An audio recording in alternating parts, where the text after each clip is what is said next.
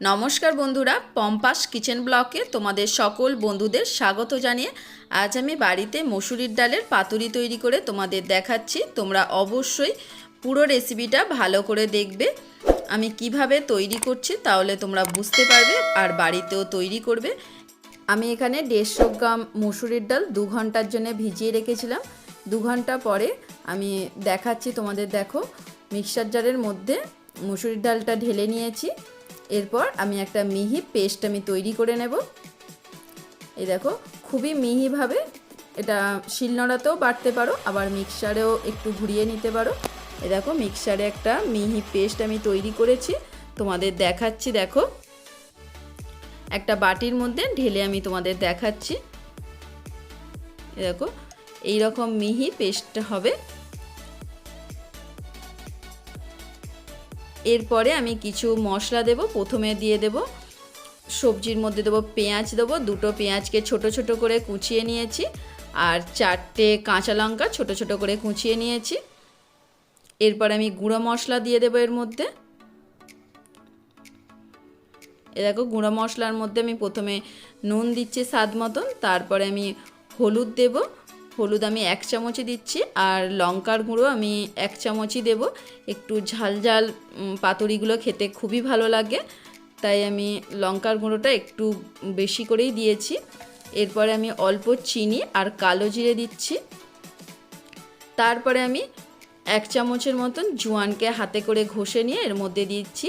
জোয়ানটা দিলে কোনো গ্যাস, অম্বল, বদহজম কিচ্ছু হবে না, তাই আমি জোয়ান দিয়েছি। জোয়ানটা দিলে খেতেও খুবই ভালো লাগে। তারপরে আমি সর্ষের তেল দিয়ে দেবো। এখানে আমি 4 চামচের মতন সর্ষের তেল দিয়েছি। সর্ষের তেল দেবার পরে চামচে করে একটু ভালো করে মাখিয়ে নিচ্ছি। এই দেখো, মাখিয়ে রেখে দিচ্ছি একটু সাইডে। এরপরে আমি লাউ পাতা নিয়েছি। লাউ পাতাটা আমি গরম জলে একটু জলের মধ্যে ডুবিয়ে নিচ্ছি। এটা গরম জল ছিল, গরম জলের মধ্যে লাউ পাতাগুলো একটু একবার করে ডুবিয়ে নিচ্ছি, যাতে লাউ পাতাগুলো নরম হয়ে যায়, তাই আমি গরম জলের মধ্যেই ডুবিয়ে নিয়েছি।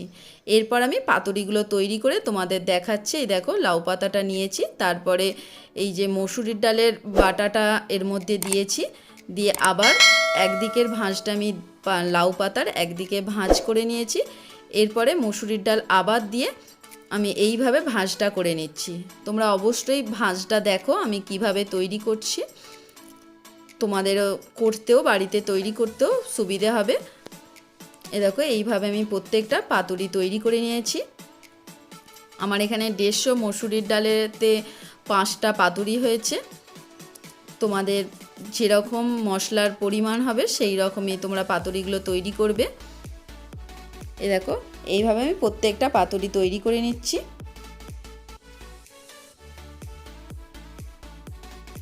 খুব সহজেই হয়ে যাচ্ছে। এইভাবে মসুরির ডালটা, মানে মসুরির ডালের বাটাটা এইভাবে দিলে তাহলে ভাজার সময় খুলে যাবে না, তাই আমি এইভাবেই দিচ্ছি। এই দেখো, 5টা পাতুরি আমার তৈরি হয়ে গেছে। এরপর গ্যাসের মধ্যে একটা ফ্রাইং প্যান বসিয়ে নেব। এই দেখো, ফ্রাইং প্যান বসিয়ে আমি পরিমাণ মতন একটু তেল দিয়েছি। তেল দিয়ে একটা একটা করে পাতুরি আমি তুলে দিচ্ছি, দিয়ে উল্টে পাল্টে ভালো করে ভেজে নেব। এখানে চাপা দেবার কোনো দরকার নেই, চাপা খোলা অবস্থাতেই এগুলো ভেজে নিলেই হবে। এই দেখো, এইভাবে আমি উল্টে পাল্টে ভেজে নিচ্ছি। এই রেসিপিটা অবশ্যই তোমরা বাড়িতে তৈরি করবে, গরম ভাতের সঙ্গে খুবই ভালো লাগবে। আমার তো খুবই ভালো লেগেছে, তোমাদেরও খুবই ভালো লাগবে, বাচ্চা থেকে বড় সবারই ভালো লাগবে। আর বাড়িতে তৈরিও করবে। কেমন লাগে আমাকে কমেন্ট করে জানাবে। যদি ভালো লাগে তাহলে লাইক শেয়ার অবশ্যই করবে, আর আমার এই চ্যানেলটাকে সাবস্ক্রাইব করে পাশের বেল ঘন্টিটাও বাজিয়ে দিও, তাহলে এরকম নিত্য নতুন রেসিপি তোমরা সবার প্রথমে দেখতে পাবে। আমার যেসব বন্ধুরা সাবস্ক্রাইব করেছো তাদের অসংখ্য অসংখ্য ধন্যবাদ। তোমরা এইভাবেই আমার পাশে থাকবে, আমাকে সাপোর্ট করবে। এইভাবে সাপোর্ট করলে তাহলে আমার নিত্য নতুন রেসিপি তৈরি করতেও খুবই ভালো লাগবে, তোমাদেরও দেখতেও খুবই ভালো লাগবে। এই দেখো, আমি প্রথমে 3টে ভেজে নিয়েছি। এরপরে যে আরও 2টো পাতুরি রয়েছে সেইগুলো আমি এইভাবে ভেজে নেব। খুব কম তেলের মধ্যেই এই পাতুরিগুলো ভাজা হয়ে যায়, আর খুব সময়ও কম লাগে।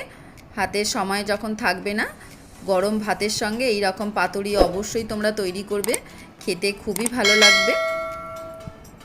এ দেখো তারপরে যে আরও দুটো পাতুরি ছিল আমি একইভাবে উল্টে পাল্টে ভালো করে আমি লাল লাল করে ভেজে নিচ্ছি। আমার এই পাতুরি রেসিপিটা পুরোটা দেখার জন্য তোমাদের অসংখ্য ধন্যবাদ। আজ তবে আসি, আবার পরের কোনো রেসিপিতে তোমাদের সঙ্গে দেখা হবে। ভালো থেকো, সুস্থ থেকো।